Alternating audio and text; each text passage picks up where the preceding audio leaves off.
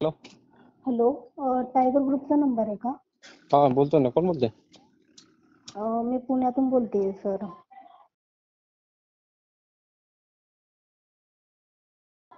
हा, तर माझा एक थोडासा फॅमिली मॅटर होता, तर तुमची मदत पाहिजे होती मला. बरं, बोला ना. काय विषय? विषय असा आहे की 2016 मध्ये माझं लग्न झालं होतं, 20 मार्च 2016 मध्ये.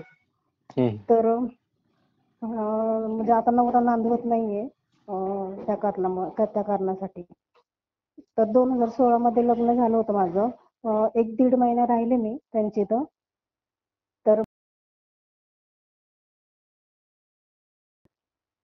तर मग तो प्रॉब्लेम होता थोडासा. मग नवरा पण कॉल वगैरे करत नव्हता, काहीच बोलत नव्हता. आणि मग त्याच्यानंतर त्यांनीच मला नगरला ठेवलं 4 महिने. आणि 4 महिने नगरला ठेवल्याच्या नंतर पण काहीच म्हणजे काही एवढं संपर्क नव्हता. काही जास्त फोन वगैरे पण ते करत नव्हते मला. आणि जास्त एकदाच फक्त भेटले होते फक्त मला. आणि माझ्या घरच्याशी वगैरे होता त्यांचा संपर्क. तर मग त्याच्यानंतर मग पुण्याला राहायला म्हणजे तिथं रिसेप्शन म्हणून काम करत होते. आयटीचं एक ऑफिस होतं, तिथं ठेवलं होतं त्यांनी मला. म्हणजे माझ्या घरच्याचा पण विरोध होता आणि त्यांच्या घरच्याचा पण विरोध होता, पण ते म्हणले मला ठेवायची माझी बायको, म्हणून त्यांनी ठेवलं होतं मला 4 महिने नगरला. बरं. तर मग त्यांनी त्या 4 महिन्यात पण कधी त्यांचा कॉल वगैरे नाही. मी कामातच असतो वगैरे, असं टाळाटाळ होत होती थोडीशी जरा. मग त्यांनी म्हणजे मग तिथल्या त्या ओनर वगैरे म्हणायच्या की, म्हणजे मी खूप उदास वगैरे रडत वगैरे बसायचे ना, की मग त्या म्हणायच्या की तुझं नवऱ्याचं काय अफेअर वगैरे असेल का, असं वगैरे त्या मला बोलायच्या. मी म्हटलं नाही, आता नवीनच लग्न झालेलं आहे ना. पण नवीन लग्न झालेलं असल्याच्या नंतर सर काहीतरी ओढ असते ना नवरा बायकोची, तर मग तसं काही त्यांच्यात दिसतच नव्हतं ते. मग नंतर मग त्यांना एक दिवस मग 4 महिने राहिल्याच्या नंतर आमचं जे ऑफिस होतं ना, ते बोलले की त्यांचं इथं BSNLचं ऑफिस आहे पुण्याला. तर त्यांनी तिथं मला म्हणजे तिथं त्यांना मुलगी लागत होती. तर मी म्हटलं माझे मिस्टर पण पुण्याला असतात, तर मला जायचं म्हटलं पुण्याला, तर माझं तुम्ही हे करा म्हटलं त्यांना. मग ते म्हणले ठीक आहे, जा मग तुला तिथे ऑफिसमध्ये मी तुला लावतो नाही का, म्हणजे तिथे ती लागते ते. तर मग मी मिस्टरांना म्हटलं की तिथं जॉब लागतोय मला, तर मी येते पुण्याला सगळं सामान वगैरे घेऊन नाही का.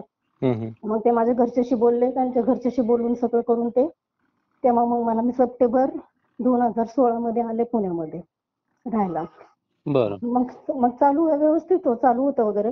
पहिल्याच महिन्यामध्ये माझा बर्थडे सप्टेंबर 2016 मध्ये आलते ना, तर 22 ऑक्टोबरला माझा बर्थडे असतो. तर मग मी त्या बर्थडेला त्यांनी मित्रमैत्रिणी वगैरे आणले, पण मला ते ड्रिंक वगैरे करत होते हे मला माहिती नव्हतं. त्यांनी काय मला तशी काय कल्पना दिलेली नव्हती की ड्रिंक वगैरे करतात वगैरे नाही का. तर मग ते मला थोडंसं नाही आवडलं, कारण मी त्यांना सांगितलं होतं की मला ते चालत नाही ड्रिंकचं वगैरे.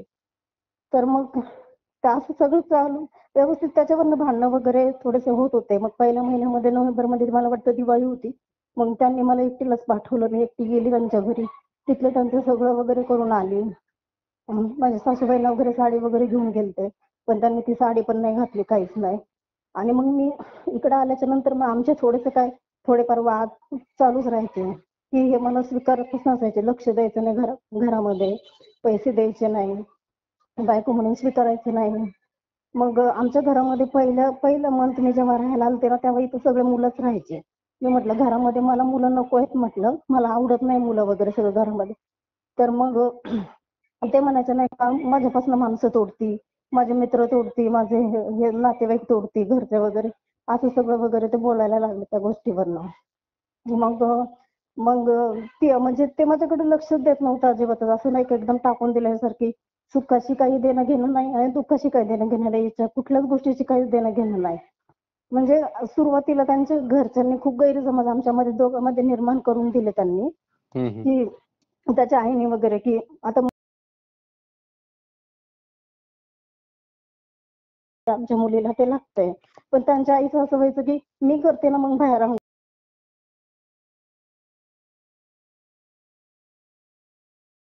दिवस म्हटला खरंय का उदासच जायचं माझा. बरं बरं, ठीक आहे ताई, ऐकून घ्या. हं. लांबचं नका सांगू मला. मला आता विषय सांगा, तुमचा नवरा तुमच्यासोबत बोलतोय की नाही बोलत? आता माझं आता कोर्टात प्रकरण चालू आहे ना, 3 वर्ष झालेत. हे तर कोर्टामध्ये प्रकरण चालू आहे का? कोर्टामध्ये प्रकरण 3 वर्ष झाले. 2020 मध्ये तो कोर्टात गेलेला आहे. हम्म. आणि तर 2017 मध्ये मला त्याचं अफेअर कळालं. तर त्याच्यावरनं भांडणं वगैरे व्हायला लागले थोडेसे घरामध्ये आमच्या. बर. तर मग त्या मुलीसोबत त्यांच्या घरच्यांनी हातमिळवणी करून मला जितकं दूर करण्याचा प्रयत्न केला तेवढा केला, आम्हाला दोघांना वेगळं करण्याचा. आणि त्यांना दोघांना जेवढं एकत्र आणण्याचा प्रयत्न केला तेवढं केलं त्यांनी.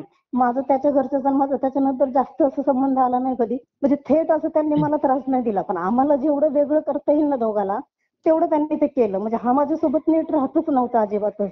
खुश राहतच नव्हता अजिबातच. संसाराकडे लक्ष नाही, कशाकडे लक्षच नाही. मला काम असतं, मला सुट्टी नाही. मला मला खूप काम करायचंय, मला आमदार व्हायचंय, मला खासदार व्हायचंय. काय काय काय काय काय काय नुसतं त्यांचं चालू चालू राहायचं त्याचं. बर मग बर त्याच्यामुळे ते मला लक्षच एक सांगा, द्यायचं नाही. मला एक सांगा हं, ताई, हे लग्न हं. तुमच्या सहमतीने झालं काय? हो, हो. आमचं अरेंज मॅरेज आहे. माझ्या लग्नाला 2,000 हजार लोक होते. लग्न मग ज्यांच्या घरामध्ये ते का बरं असे मग करतात? त्यांना समजायला पाहिजे ना. मग ते त्यांचं प्रॉब्लेम असं होतं की म्हणजे तू गावाकडेच का नाही राहिली, तिथंच का राहिली नाही. किंवा आता आता मी ऑफिसला जाते ना, मी इथं जॉब असतो. तर मला म्हणे की म्हणजे त्यांचं असं म्हणणं पडतं की तू माझा मित्र तोडते माझे. मी म्हटलं मी कोणालाही तोडत नाही कुणापासूनच. तुम्हाला मित्र लागतात ना ते सगळे करा, पण तुम्ही घराकडे पण लक्ष द्या ना. म्हणजे त्याचं म्हणजे पहिल्या दिवसापासून मूलबाळच नको. 2 वर्ष मला स्वतःचं घर झाल्याशिवाय मला मूलबाळच नको. किंवा आम्ही कितीदा दवाखान्यात न्यायचा प्रयत्न केला माझ्या घरच्यांनी पण आम्ही दोघंही गेलो. ट्रीटमेंट पण खूप चालू होत्या आमच्या. पण त्याच असं म्हणणं की रात्र म्हणजे त्या गोष्टीत इंटरेस्टच नाही, मला नकोच. आणि मग बाहेरच्या अफेअर्स वगैरे पण निघायचे ना, माझ्या समोर बसूनच 12 वाजता दुसऱ्या मुलींबरोबर वगैरे चॅटिंग वगैरे सगळी चालायची. मग ते मला सहन व्हायचं नाही. आणि त्याला जसं कळालं ना की ह्या गोष्टीवरनं ही चिडतीये किंवा ह्या गोष्टीवरनं भांडणं होतेत, मग त्याच गोष्टी जास्त मुद्दाम केल्या गेल्या ह्या सगळ्या गोष्टी त्याच्यामध्ये. आणि मग मी ऑफिसला असताना 2020 मध्येच तो ऑगस्ट नाही मे 20 मध्येच तो घरातनं गेला. आणि बरं बरं. 2-4 महिने बाहेर राहिला. त्याच्यानंतर मग बाहेर राहिल्याच्या नंतर आमचा कॉन्टॅक्ट चालूच होता. आमचा आजही कॉन्टॅक्ट चालूच आहे. नाही असं नाही.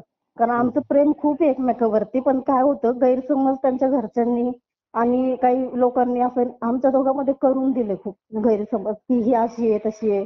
तुझ्या घरच्याला बघत नाही वगैरे असं तसं, गावाकडे जात नाही. म्हणजे आता माझा जॉब असतो सांगायचं तर मला प्रत्येक वेळेस नाही जमत गावाकडे वगैरे जायला नाही का.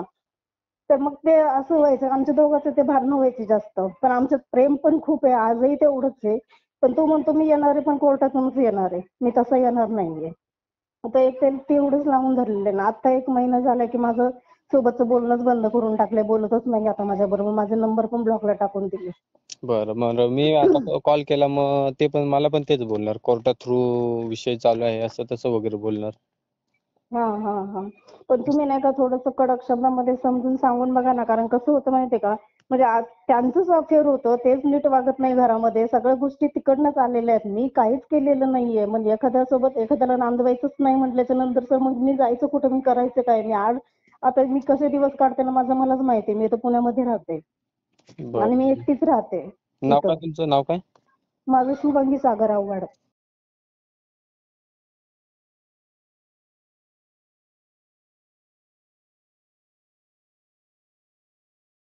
नगर जिल्हा.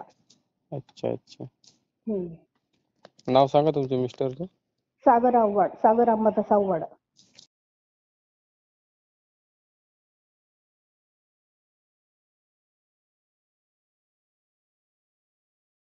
ना 96 37 एक मिनिट 96 37 42 02 0